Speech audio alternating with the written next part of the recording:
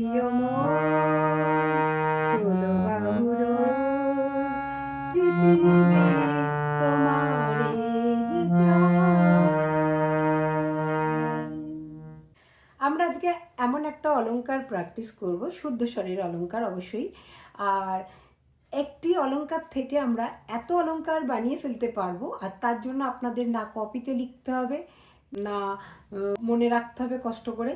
চোখের সামনে খালি সা রে গা মা পা ধা নি সা এই গ্রাফিকটা আপনাদের খুলে রাখতে হবে। এই যে একটা ড্রয়িং আমরা বানিয়েছি, সামনে চোখের সামনে রেখেছি স্টেয়ারের ওপরে, একটার ওপর দুটো, দুটোর ওপরে তিনটে, তিনটের ওপরে চারটে স্বরগুলোকে বসিয়ে দেওয়া হয়েছে এক একটা স্টেয়ারে। এইভাবে যদি আপনি রাখেন তাহলে আপনার কোথাও সুর এতটুকু ভুল করবেন না, আর স্বরজ্ঞানও খুব ভালোভাবে হয়ে যাবে। সঙ্গীত এটা হলো একটা ক্রিয়েটিভিটি, যার মধ্যে যত ক্রিয়েটিভিটি আছে সে তত ধরনের নতুন নতুন টেকনিকের সাথে প্র্যাকটিস করতে পারে। অ্যাজ এ বিগিনার আপনি শুরু করছেন শেখা, তো কি হয়, সব এজের বিগিনারের জন্য বলছি। বিগিনার মানে এমন না যে 8 বছরে যে বাচ্চাটি শিখছে, বা যে 50 বছরে শিখছেন, বা যিনি 40 বছরে শিখছেন, যিনি 20 বছরে শিখছেন, যে যে বয়স থেকে শুরু করছে সেটাই তার জন্য বিগিনিং এজ, মানে তাকে বিগিনার ধরা হয়। তো আপনি যদি একটু টেকনিক্যালি একটু স্মার্ট ওয়ার্ক করেন, একটুখানি নতুন টেকনিকের সাথে নিজেকে খাপ খাইয়ে নিতে পারেন, তাহলে দেখবেন সঙ্গীতটা অনেকটা ইন্টারেস্টিং আর অনেকটা সহজ হতে শুরু হয়ে যাবে। তার জন্য আপনার সঙ্গীতের চলবার যে পথ সেটা খুব তাড়াতাড়ি মসৃণ হয়ে যাবে। এই অলংকারগুলি থেকে আপনারা আপনাদের যথেষ্টভাবে স্বরজ্ঞান আর সুরজ্ঞান করতে সক্ষম হবেন। সবার প্রথমে আমরা জানব যে অলংকার কাকে বলে, অলংকার বলতে আমরা কি বুঝি। অলংকার সঙ্গীতের একটি মৌলিক উপাদান, যা সুরের নিয়মিত গঠন এবং বিন্যাস নির্দেশ করে। সঙ্গীত রত্নাকরে বলা হয়েছে অলংকার হলো স্বরের নিয়ম অনুযায়ী চলন। এটি সঙ্গীতের প্রাথমিক পর্যায়ে শেখানো হয়। তো যখন আমরা শুরুতে অ্যাজ এ বিগিনার গান শিখতে শুরু করি, তো সবার আগে আমাদেরকে অলংকার অভ্যাস করানো হয়, অলংকার প্র্যাকটিস করানো হয়। কারণ এই অলংকার প্র্যাকটিসের মাধ্যমে আমাদের স্বরজ্ঞান হয়, সুরজ্ঞান হয়, আর সঙ্গীতের চলার পথ অনেকটাই স্মুথ হয়। কিউকি আগে গিয়ে যখন আমরা রাগ শিখি বা কোনো গান শিখি, সব কিছুই এই স্বরের ওপরেই নির্ভর করে থাকে। তাহলে এই স্বরগুলোকে চিনবার জন্য বিভিন্ন ধরনের অলংকারকে প্র্যাকটিস করতে হয়, যেমন শুদ্ধ স্বরের অলংকার, তেমন বিকৃত স্বরের অলংকার। তো আলাদা আলাদা স্বরের আমরা প্র্যাকটিস করতে থাকি, যেজন্য প্রাথমিক পর্যায়ে এগুলো এই জন্য শেখানো হয় যে যাতে শিক্ষার্থীদের সুর জ্ঞান এবং স্বরজ্ঞান এই দুটোর ওপরেই তাদের দক্ষতা তারা অর্জন করতে পারে। যেমন অলংকারের মধ্যে আরোহ আর অবরোহ এই দুটো স্বরের সংমিশ্রণ থাকে। কিছু অলংকার থাকে যেটাতে আমরা আরোহ এবং অবরোহ দুটো ক্রমকেই ব্যবহার করি। কিছু অলংকার থাকে যার মধ্যে আরোহ আর অবরোহ দুটো কম্বাইন্ড থাকে, দুটোর মিশ্রণ থাকে। আলাদা আলাদা অলংকারের মধ্যে দিয়ে অ্যাজ এ বিগিনার তাদেরকে স্বর আর সুরজ্ঞানের পথ চলা শুরু করানো হয়। তাহলে আজ আমরা এমনই একটা শুদ্ধ স্বরের অলংকার, যেটা বেসিক অলংকার, যাকে আমরা সা রে গা মা পা ধা নি সা, যে এই অলংকার থেকেই আমাদের মিউজিকের জার্নি শুরু হয়। তাহলে এই অলংকারটাকে আজ আমরা দেখব যে এই অলংকারটাকে আমরা কিভাবে আমাদের চোখের সামনে রাখলে পরে যে এই একটি অলংকার থেকে আমরা অনেক ধরনের অনেক প্রকারের অলংকার বানাতে পারি, আর আমাদের প্র্যাকটিস করা অনেক সহজ আর সরল হয়ে ওঠে। আমরা যখন কোনো জিনিস কোনো টেকনিকের মাধ্যমে শিখি বা কোনো একটা নতুনত্ব জিনিসের মধ্যে দিয়ে শিখি, তাতে আমাদের আগ্রহ বাড়ে, ইন্টারেস্ট বাড়ে, আর শেখার মনোযোগ বাড়ে। সে জিনিসগুলো খুব সহজে মনে থেকে যায়। যে কোনো কাজ যখন আমরা আগ্রহের সাথে করি, তো সেই আগ্রহের সাথে যে কোনো কাজ করলে সেই কাজটা আমাদের সম্পূর্ণ স্মৃতিতে রয়ে যায়। তাহলে চলুন আজকে আমরা শুরু করব আমাদের ক্লাস এই সা রে গা মা পা ধা নি সা অলংকারের অভ্যাস থেকেই শুরু করব। নমস্কার, আপনাদের সবাইকে স্বাগত জানাই গানের স্বরলিপিতে। আমরা সকলে জানি যে 7টি শুদ্ধ স্বর আর 5টি বিকৃত স্বর হয়। তাহলে যখন সবার প্রথমে আমরা শুদ্ধ স্বরের প্র্যাকটিস করি, এই যে সা রে গা মা পা ধা নি সা, তো এই যে সা রে গা মা পা ধা নি, এই 7টি স্বর, তো এই 7টি স্বরকে যদি আমরা এইভাবে লিখি, যেমন এখানে দেখানো হচ্ছে, স্বরগুলিকে পাশে পাশে রেখে যখন আমরা লিখি আর এইভাবে যখন আমরা রেওয়াজ করি, সেই সময় আমরা রেওয়াজ তো করি কিন্তু অতটা বুঝে উঠতে পারি না যে সা থেকে রে, রে থেকে গা, গা থেকে মা কতটা আমাদের এফর্ট লাগাতে হবে। সেই ক্ষেত্রে যদি আমরা মানে একটা স্কেচ সামনে রাখি, যেমনভাবে এখানে দেখানো হয়েছে, মানে সিঁড়ি আকারে সা, তার একটা ওপরে আছে রে, গা, মা, পা, ধা, নি, সা। যদি এইভাবে সাজিয়ে আমরা তার একটা স্কেচ সামনে রাখি, তাহলে দেখবেন আপনার এই পদ্ধতিতে এই সা রে গা মা পা ধা নি এটাকে দেখে আমাদের মনের মধ্যে এবং আমাদের মাথায় সঙ্গে সঙ্গে এসে যায় যে সা থেকে কেউ না বলে দিলেও আপনি এই পিকচারটা দেখে বুঝে যান যে সা থেকে রে একটু ওপরে নিতে হবে, রে থেকে গা একটু উপরে, গা থেকে মা একটু উপরে, বা মা থেকে পা একটু উপরে, এইভাবে একটু একটু ওপরে আওয়াজটা বাড়াতে হবে। কিন্তু যদি আমরা পরপর যখন লিখে রাখি, সেইটা আমরা বুঝতে পারি না যে কতটা আমাদের বাড়াতে হবে। তাহলে এই দুটোর ছবি থেকে দেখুন আমরা অনেক ইজি হয়ে যায় যখন আমরা এই স্কেচটাকে আমাদের চোখের সামনে খুলে রাখি। আজকে আমরা জানব যে এই একটি অলংকার থেকে আমরা কতগুলি অলংকার গাইতে পারি। তাহলে কি সত্যি সমস্ত অলংকার আপনাকে কপিতে লিখবার বা মনে রাখবার দরকার আছে? দেখুন কত সহজভাবে আমরা এই একটা অলংকারকে দেখে দেখে কতগুলো অলংকার গেয়ে ফেলতে পারি। আমার আরও একটি চ্যানেল আছে, লার্ন মিউজিক উইথ স্বপ্না, সেখানে উচ্চাঙ্গ সঙ্গীত আর সমস্ত ধরনের গায়কি শেখানো হয়। বেসিক্যালি ক্লাসিক্যাল মিউজিককেই ফলো করা হয়। তো আপনারা যদি ইন্টারেস্ট থাকেন ক্লাসিক্যাল সঙ্গীতে, তাহলে অবশ্যই ওই চ্যানেলটিকেও ফলো করতে পারেন। ডেসক্রিপশান বক্সে লিঙ্ক দেওয়া রয়েছে, সেখান থেকেও আপনারা আমার চ্যানেলটিকে সাবস্ক্রাইব করতে পারেন। তাহলে চলুন শুরু করব আজকের ক্লাস এখান থেকে। সবার প্রথমে আমরা সা রে গা মা পা ধা নি সা এটাকে একবার গেয়ে নেব।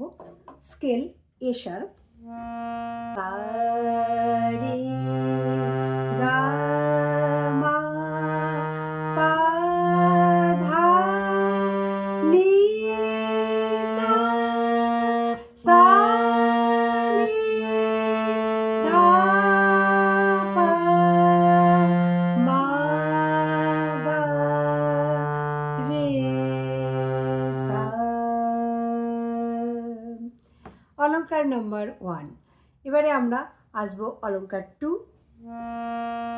সা সা রে রে গা গা মা মা পা পা ধা ধা নি নি সা সা, সা সা নি নি ধা ধা পা পা মা মা গা গা রে রে সা সা।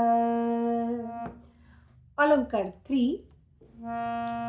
সা রে রে গা গা মা মা পা পা ধা ধা নি নি সা, সা নি নি ধা ধা পা পা মা মা গা গা রে রে সা।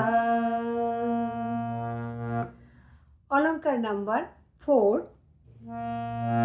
সা গা, এখানে একটা একটা জাম্প, সা গা রে মা গা পা মা ধা পা নি ধা সা, সা ধা নি পা ধা মা পা গা মা রে গা সা।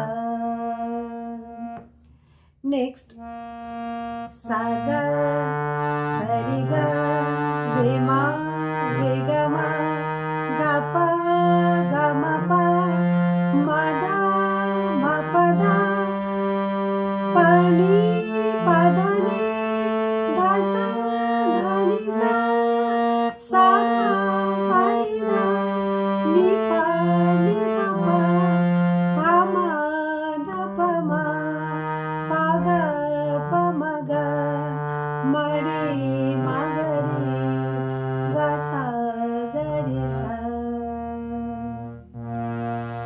সা রে গা মা ma pa ma pa da ni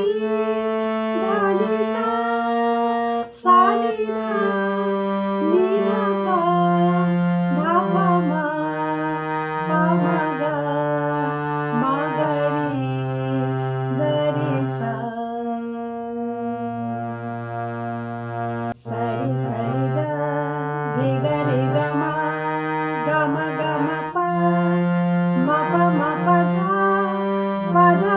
ri sa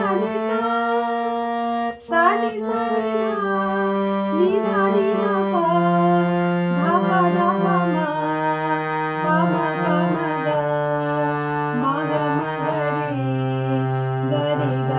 sa sa ri re ga ma pa da ni sa ni da pa ma ga ri sa sa ri ga ma pa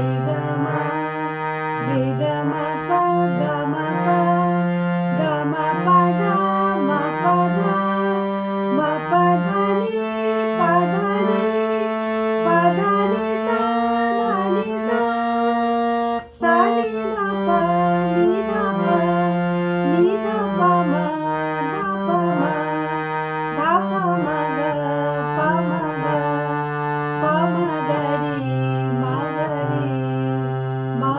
ni sa ni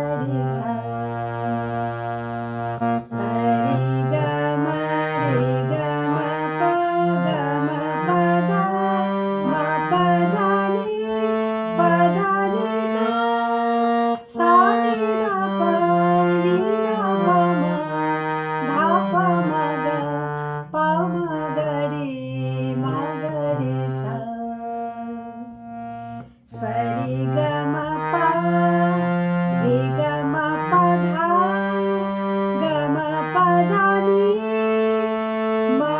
dha da ni sa ni da pa ma ni da pa ma ga dha pa ma ga ri sa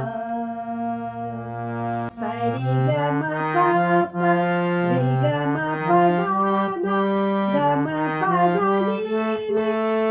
pa da ni sa ni da pa ma ni da pa ma ga dha pa ma ga ri sa sa ri ga ri sa ri ga ma ga ri ga ma pa ma ga ma pa dha pa ma dha ni da pa dha ni sa ni da ni sa ni da pa dha ni da pa ma pa dha pa ma ga ma pa ga ri sa। এবারে আমরা কিছু অন্য ধরনের অলংকার দেখে নিই। Pyramid অলংকার যেটা আমরা বলে থাকি। তো এই যে সা রে গা মা পা ধা নি সা, এটাকে আমরা সা থেকে পা একটা টুকরো করব, আর পা থেকে সা একটা টুকরো। তাহলে কেমন? সা সা রে সা, সা রে গা রে সা, সা রে গা মা গা রে সা, সা রে গা মা পা মা গা রে সা, পা পা দা পা, পা দা নি দা পা, পা দা নি সা নি দা পা। ঠিক এটার উল্টো, যেমন এখান থেকে সা থেকে পা নেওয়া হয়েছিল আর পা থেকে সা, এবারে আমরা উল্টোটা আসবো। সা সা নি সা, সা নি দা নি সা, সা নি দা পা দা নি সা, পা থেকে পা পা মা পা, পা মা গা মা পা, পা মা গা রে গা মা পা, পা মা গা রে সা রে গা মা পা। তো এই 7টি স্বরকে ছোট ছোট পিরামিডের আকারে আমরা 4টে টুকরো করলাম।